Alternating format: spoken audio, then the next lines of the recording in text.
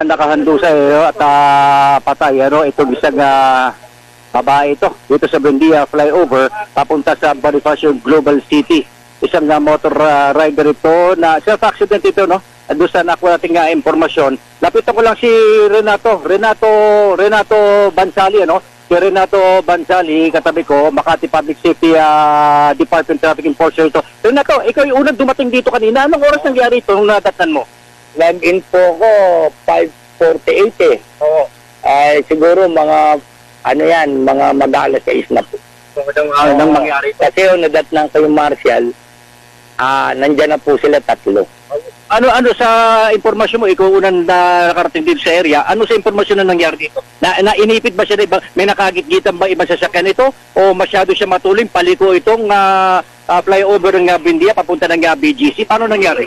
Ay hindi ko na po nakita yun. Ewan ko, baka matulin po yan.